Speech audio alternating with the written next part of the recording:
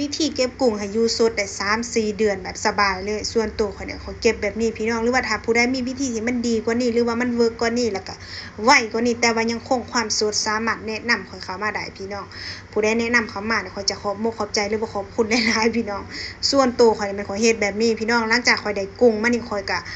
สิฟ้าวทำความสะอาดเลยเนาะกุ้งนี่ข้อยจะซื้อมาเป็นกล่องเลยกล่องที่ข้อยซื้อมานี่คือกล่องละ10กิโลเนาะบางครั้งก็10โลบางครั้งก็20โลก็คือซื้อมา2กล่องเลยการที่เฮาซื้อกุ้งแบบเป็นกล่องแบบนี้มันจะได้เปรียบก็คือกุ้งเฮามันจะสดแล้วก็หัวมันจะบ่หักเลยแบบนี้เนาะแต่ว่าถ้าสมมุติเฮาไปเลือกตามท้องตลาดบางทีมันก็เขาเจ้าเลือกหลายพริกไปพริกมามันก็เฮ็ดให้กุ้งเละนั่นเอง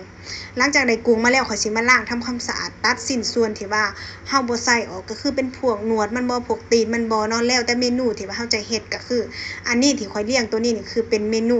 กุ้งทอดกระเทียมเนาะข้อยจะบ่ได้แกะเปลือกมันออกแต่ว่าข้อยจะเอาขี้เอาหยังมันออกนะหลังจากเลี้ยงใส่ถาดแล้วก็เอามาแช่ในช่องฟรีซแบบนี้เลยอุณหภูมิตู้แช่เฮานี่ต้องได้แล้วต้องเย็นให้มันถึงเลยถ้ามันบ่เย็นเนี่ยก็คือกุ้งเฮามันก็จะเน่าคือเก่าฮู้ๆกันอยู่ว่าอาหารทะเลพวกกุ้งพวกปลาหมึกนี่คือเว้าง่ายๆพวกอาหารทะเลนี่มันเน่าแล้วก็เสียไว้เนาะส่วนอันนี้มันเป็นเมนูที่ว่าข้อยจะเอาไว้เฮ็ดข้าวผัดหรือเอาไว้เฮ็ดหยอกเฮ็ดยำบ่หรือเอาเฮ็ดต้มหยอกต้มยำที่แบบว่าต้องแกะเปลือกให้ลูกค้านะอันนี้ก็เลี้ยงคือกันแต่ว่าต่างแต่ว่าเฮาแกะเปลือกออกพี่น้องเฮามาเสด็จน้ำเฮามาเลี้ยงใส่ถาดแบบนี้ถ้าสมมุติว่าไผบ่มีถาดหลายใบนี่ใส่เป็นอิหยังก็ได้เนาะเป็นอันเขาเอิ้นว่าถุงกอบแก๊บนะมาห่อแล้วก็เป็นสั้นขึ้นก็ได้เนาะแล้วก็เอาไปใส่ช่องฟรีซให้มันแข็งแบบนี้เลยแข็งจนว่าแข็งโปกเลยล่ะพี่น้องแล้วจังมาแคะออกนะแคะออกแล้วก็เอามาเลี้ยงใส่กล่องแบบนี้พี่น้องแต่ว่าตอนที่เฮาออกมาแคะน่ะแนะนำว่าให้ฟ้าวแคะฟ้าวเก็บเนาะถ้าสมมุติว่าเฮาแคะออกแล้วเฮาบ่เก็บน้ำแข็งมันสิละลายจังซี่เนาะถ้ามันละลายออกมาแล้วเฮาเอาไปใส่ตู้เย็นคืนมันจะจับตัวเป็นก้อนแล้วเวลาเฮาใส่แบบใส่เทื่อละ4ตัวบ่5ตัวหรือว่าเทื่อละ10ตัวจังซี่เนาะมันจะยากนั่นเองแต่ว่าเฮ็ดแบบนี้นี่มันสิบ่จับกันเด้พี่น้องมันก็จะเป็นตัวไผตัวมันแยกแบบ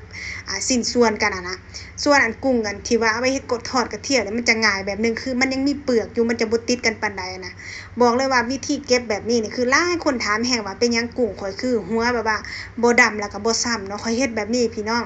ถ้าผู้ใดมีวิธีที่ว่ามันดีกว่านี้สามารถแนะนำข้อยมาได้หรือว่าถ้าผู้ใดบ่ฮู้วิธีเก็บก็ลองไปเฮ็ดแบบนี้เบิ่งเด้อพี่น้องเด้อรับประกันเลยว่าสดอยู่ได้3-4เดือน